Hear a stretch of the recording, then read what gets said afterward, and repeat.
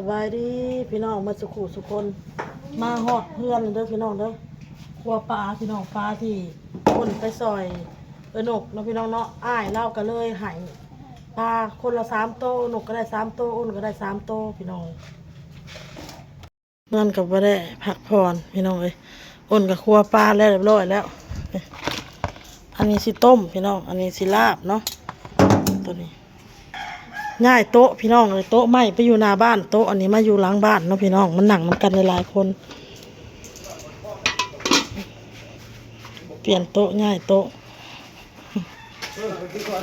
บอกเอาตัวนี้ก่อนทางอย่างนี้ทาง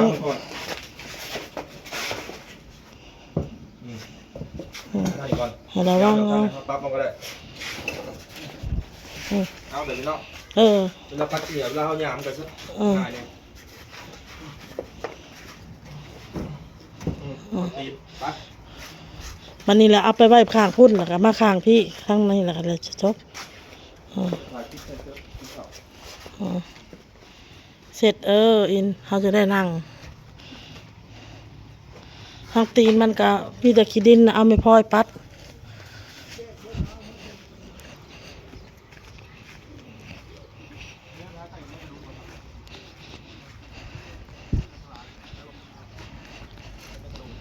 มันเป็นหินเด้อพี่น้องเด้อบ่แม่นมันเป็นไม้เนาะเป็นหินโต๊ะไม้เฮาอยู่ทางหลังพี่น้องเฮากะเอามาอยู่ทางหน้าบ้าน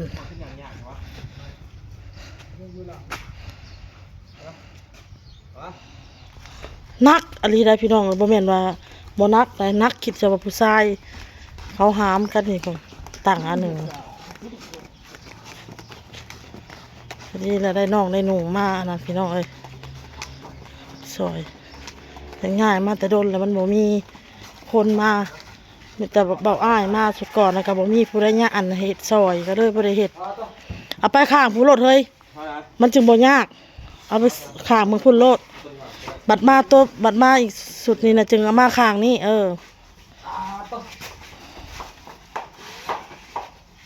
โตพี่น้องเล่นผู้เดียวปัดออกแล้วนั่นแหละอินเลย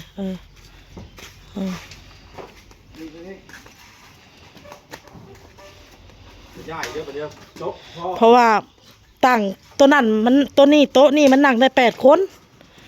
ส่วนร้ายมีแต่มานั่งอยู่แต่ทางหลังพี่น้องเอ้ยทางหน้าบ่ค่อยได้ไปนั่งเนาะก็เลยง่ายบ่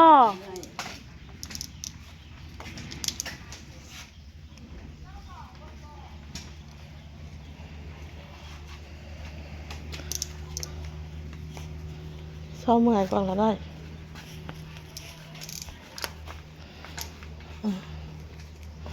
สบายจักหน่อยก็สุเพิ่นก็ได้เฮ็ดเวียกแล้วเด้บ่าวตะถ่ำกับหลานชายพี่น้องเฮ็ดเวียกในภาคทางนี่แหละผักเมาน้ำไอ้กระด้าพี่น้องสำซาได้เมื่อเวียงจันทร์พร้อมกับแม่ยังพอแม่ยังเราก็ออกไปเวียกแล้วพูนเราไปคำเกิดปุ๊รักษาบ่อแห่บ่อคำพี่น้องไปแล้วเพิ่นว่าสิได้อยู่น้ำพัวบ่ได้อยู่ซ้ำเพิ่นนะอันก็เจ้าบ่ให้เด็กน้อยเข้าบัดนี้เราพัดมีลูกน้อยเราก็ได้เมื่อเวียงพี่น้องเป็นว่าได้เป็นตั้งคมมาอย่างคมวังใหม่อยู่เวียงเหมือนว่าเอาก็แม่นความลาวแล้วตัวนี้เลิกเราไป10 มื้อจังได๋วันนี้นะหลานชายพี่น้องก็ไปแล้วก็ต้องไปวันได้คอยเสื้อว่าเฮ็ดได้เสื้อมันเสื้อมันไปเอาเฮ็ดมันแล้วซะแล้วก็กินข้าวได้สิอันน่ะต้มปลาเลยดิ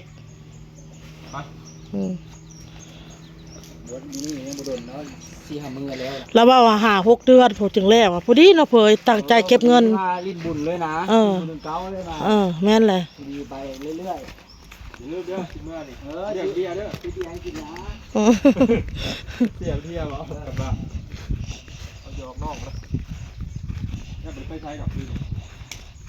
มันคิดไปคิดมาก็อยากเอาไปเข้าไปไว้อยู่ในห้องโถงพี่น้อง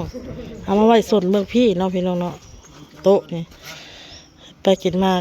ไว้หน้าบ้านพอตอนเช้าอ้นมานั่งอยู่หน้าบ้านกับลูกๆพี่น้องเลยเอาพึบเอาของเล่าตากฝา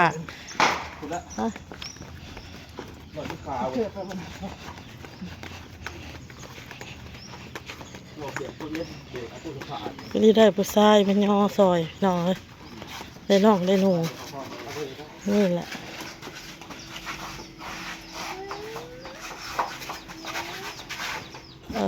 เยี่ยมคัดข่อยย่อนี่ออกแล้วบนลูก เกิดนะคณะคำเกิด อย่าเติมหมออีกทำไมน้องอะไรยอว่าได้เลยว่ะตัวนี้ดีกว่า บอลใส่เกิบในลูกแม่ให้เจ้าใส่เกิบล่างในตีนนะป้ามาตรงเฮียนนะล่างตีนใส่เกิบ น้ำเนี่ย หาอาบน้ำเลยก็ได้ค่ะหาอาบน้ำตัวไหนกินข้าวได้ค่ะลูก เวลาคนตกมันพัดโอ้โหถือว่าพัด อาบน้ำโลดนะตัวไหนกินข้าว เพิ่งเคยเข้ามาบ่น เอ้าเฮ้ยได้จ้ะ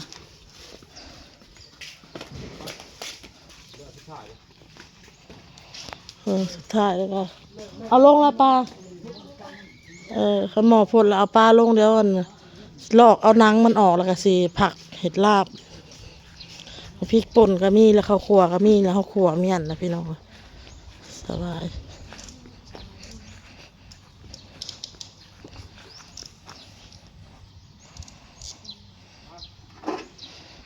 หน้าบ้านเขาก็จะได้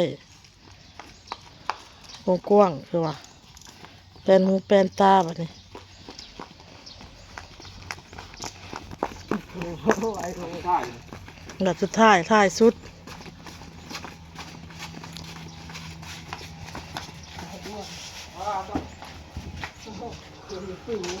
เรียกเมื่อยมันเป็นรอบแบ่งเลยเนาะ เดี๋ยวจะออกไปซื้อน้ำก้อนกินน้ำเย็นก่อนให้สิใช่มีบะมีอะไรยาสักมีอะไรยาซื้อสิเจ้าก็ได้กินขวดเจ็บคอผมไปกินนะ มันยิงได้นะ น้ำมือก่อน เรียบร้อยพี่น้องง่ายมาอยู่ทางหลัง ให้เคยทำเมื่อให้ได้มุ่งได้เราได้พิมพ์งานเราเคยให้มันแล้วแค่ล้าน ว่า 3 คนก็เอาเงินอะไรเอาให้ ร้านทรายพี่น้องร้านทรายเราต้องทำสบายดีเลยไหม สวัสดีพี่น้องนางอินบ่ให้กับบ่เป็นหยัง ให้แล้วมีก็ให้บ่มีเลยตัวนี้ก็ให้ตัวนี้บ่มีก็ให้ น้องหนุ่งเพิ่นรับไปหับเวียกอยู่ภาคทางเพิ่นว่าได้เงินได้ค่ามาเสียให้ซื้อของอยู่ของกินเพราะว่าแนวกินอ้นกะซื้อมาไว้เต็มตู้เนาะพี่น้องเนาะก็มี FC ว่าเป็นหยังคือบ่เฮ็ดของอย่างกินเนาะกำป้าประเทศกระปุ้นพี่น้องเพิ่นก็เลยเอิ้นไปกินเมื่อวานนี่สะอาดแล้วตัวนั้นก็นั่งกินข้าวสบายนั่งมึงดูนี่เอาเมียโตได้เสร็จน่ะ เช่นไม้บ่ผ่าน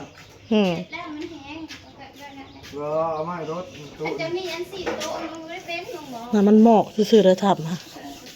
มันหมอกซื่อ ดี มือจะเปียกไว้แล้วเนาะ ดีบ่เปียกแห้ง มันนอกซื้อเสร็จจนร้อนแต่ใช่ป่ะเดี๋ยวว่าซื้อ ๆโอ้สารวนเลยพี่น้องเขาลุก